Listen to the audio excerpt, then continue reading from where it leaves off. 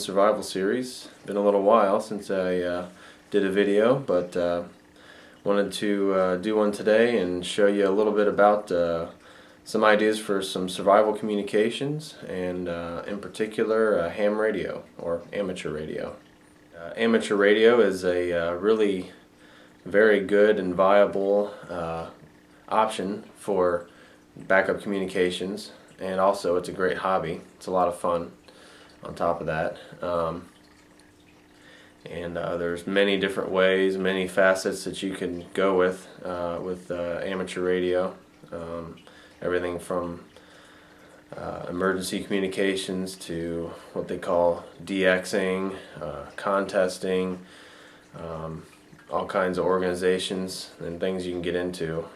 It's just like, I don't know, like cars or something like that. There's hundreds of different areas that you can get into and specialize in. It's the same with radio, but a lot of people like to use it and have it on hand for emergency communications, and it's a very, very effective option. So I'll tell you a little bit about my station. They call it a station. It's a pretty modest setup, maybe a couple steps below, or well, above the very basic forms of a station, I suppose. With my station, to kind of keep it cost effective and do what I want to do with it, I have mine outfitted for with the idea of portability. So turn you around here and show you what I got. Now this is a really excellent case that I carry the radio in, or the rig in. A lot like a Pelican case, you know, supposed to be waterproof and nice and padded on the inside. And I set it up just so you know, you could sling it around your shoulder, go off walking with it if you need to, take it anywhere you need. So get her out here and I'll show you what it's about. Now, if you're going to be an amateur radio operator, you got to pay attention to what you're doing on the frequencies. So I think it's most important to print you off one of these. It's the band plans, what they call the band plans for the United States. So you can see where you are on what frequency and make sure you're in the right spot for what you're doing and you're not going over your limits for your license class. It's really important. My radio I have is a Yaesu FT897D, but they don't put the D on there, with the what is this? The LDG AT897 Plus antenna tuner. And if you don't know what all this kind of stuff means or what it is, don't worry about it. I'll get into it. But this is an excellent radio. I kind of think of it as the Swiss Army knife of the radios out there. You can do almost anything you'd want to do on this thing, and it's a real nice small package. It's built to take optional battery packs so you can operate portable without being hooked up to anything. I don't have those, but maybe someday. Also, can't forget the nifty, what's the word? Nifty manual for the radio. You can kind of look up, see what to do on the fly, because it's kind of hard to remember what all these radios do once in a while. Then next layer down here, you got the couple of cords that you need to plug in, and microphone. Can't do much without a microphone unless you do digital or Morse code or something like that. Touch on that later maybe. So I'm going to go ahead and set it up here and set up the antenna, and we'll get into it. You got the radio set up and I'll give you a quick walkthrough. It's the radio here. Everything's set up around the back, and Still got to plug the mic into it, but quick and dirty way of how it works, how it's set up. The radio can't power itself, so I gotta use a power supply. It's what is it, 36 amp max, 35 amp max regulated power supply. More than enough for this radio, with some modifications, of course, to store the power cord. It runs off a DC. You can get an AC power supply adapter thing for it, but again, it's pretty expensive. Got your coax line that come out the door here, set up to my homebrew dipole antenna. They call it a dipole antenna. There's 2 poles to make it work, and just a couple weights to keep it weighted down so it doesn't blow over in the wind. And here's where all the action happens. And these are just what they call ham sticks in the ham radio world. They're just basically pieces of wire wound around a pole, and with some whips on the end of it that you can adjust to get them resonant for the frequency you're using. So that's about as simple as it gets, unless of course you're just doing a straight bare wire hanging out your window, which people do. Let's get it switched on here and see what we got.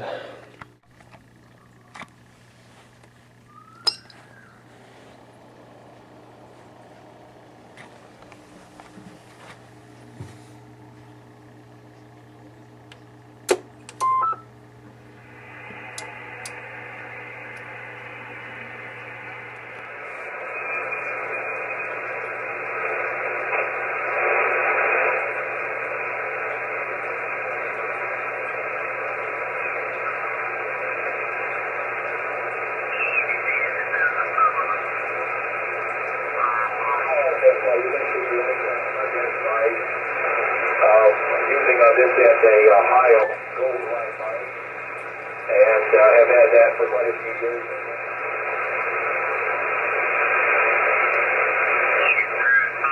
Hey man, in your garage, and we got a nasty mess, but I mean, it just doesn't make sense.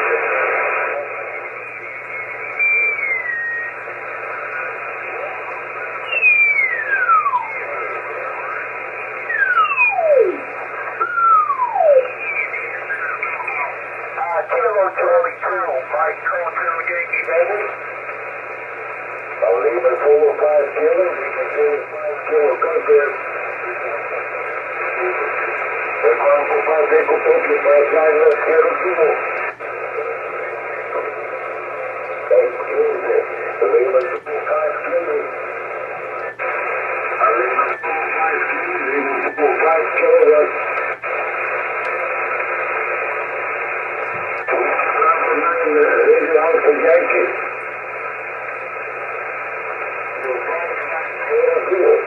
Okay, so this is a basic setup. Got your radio in front of you here, and you use the big knob to tune to your frequencies that you want to use, or that you want to use at the time.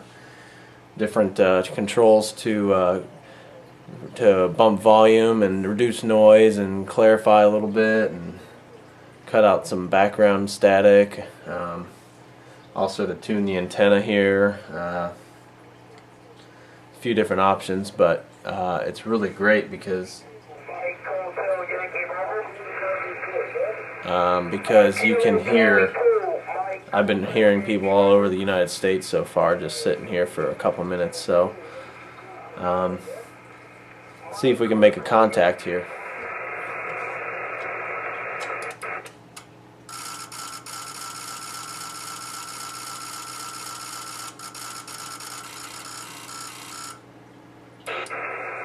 I was tuning the antenna, and what was happening there was basically there's a whole bunch of relays in this little box, and it was going through all of them to try and find the best match for impedance for the antenna there, so I could get the best without getting too far into it and too technical, the best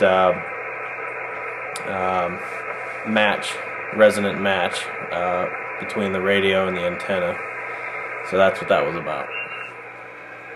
QRZ, W2WSC, stroke 40. Maximum Match Station. Operating from the Tuckerton Historical Society at Tuckerton, New Jersey. 40 years, 100 years of the Tuckerton Wireless, QRZ. Whiskey Echo 8, Sierra Tango. Whiskey Echo 8, Sierra Tango. Good morning, name is Steve. And you're a 5 by 9 in the Tuckerton, New Jersey. And the Historical Society here, and we are, if you've been listening, we are a special event station, over. Yeah, roger that there, Steve. I think you said Steve, or was it Dave, maybe? This is Whiskey Echo 8, Sierra Tango. The name here is Chris, Charlie Hotel Romeo India Sierra, from northwestern Ohio. Yeah, I heard that you're an event station. It sounds like some pretty interesting stuff there. Just wanted to check in and hope you guys are doing all right after Hurricane Sandy there. Go ahead.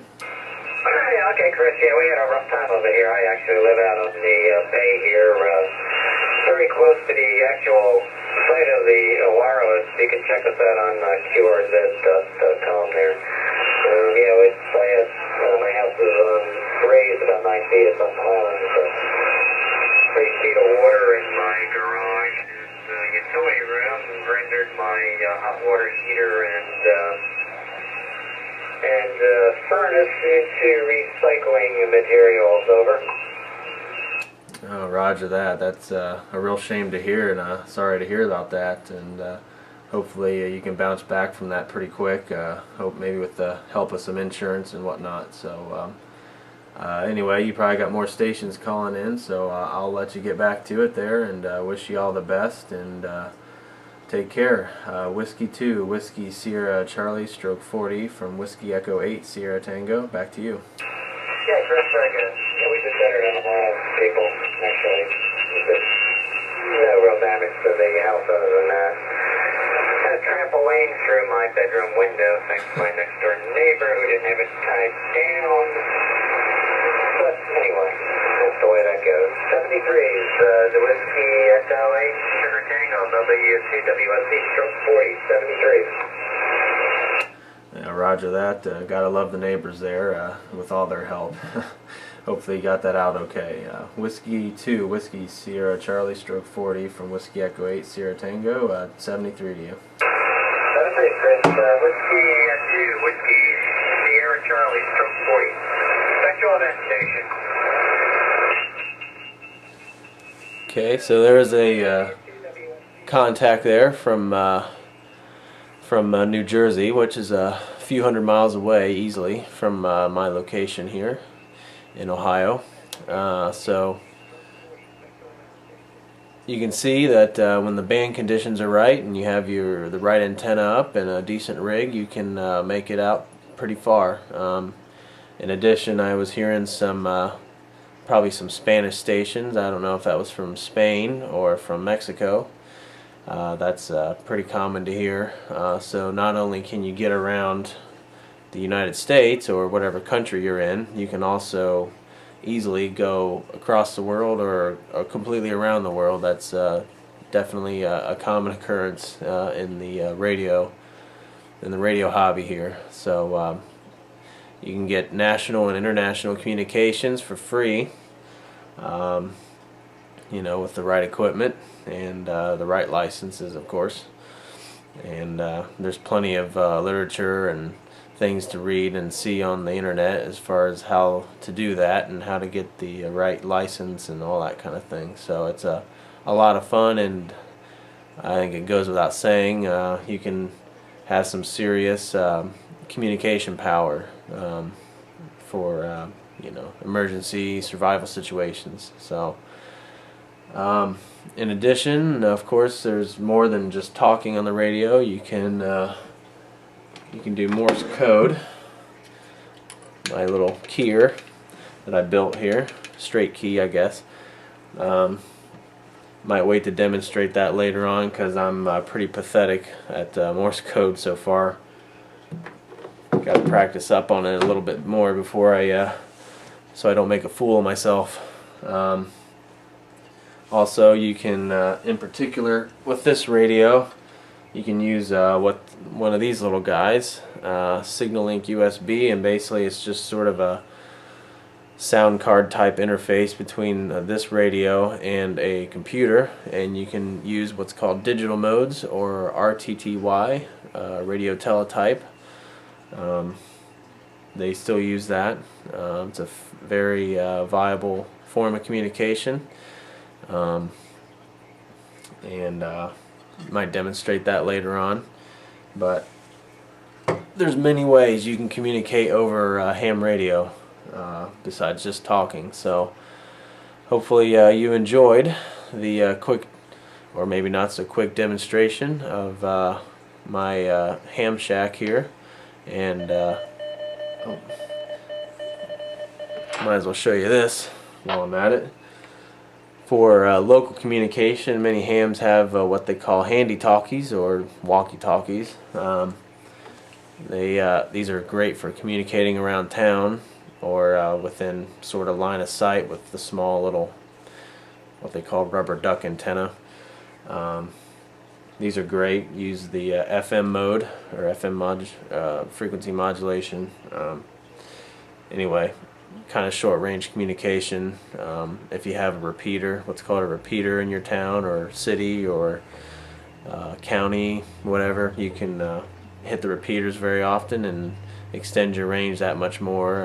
If you don't know what a repeater is, it's basically just a radio that takes in a radio transmission and puts it straight back out so everybody else can hear it, and then they can do the same to you when they chime back in. And it's basically sort of a public, well, not public, but just meetup group on the radio that local folks can check into and chat, and they have what they call nets a lot of times on those. We have one here every week.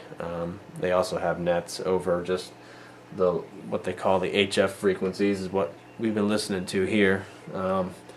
People check in all over the country and all over the world on there and chat about whatever. Sometimes they have themes, sometimes they just are just general check-ins for anybody who wants to. Anyway, enough on that for now. I hope you enjoyed the video, and consider maybe looking into some ham radio communications for a backup form of communication for your preparedness endeavors. So thanks for watching, and we'll catch you guys again next time.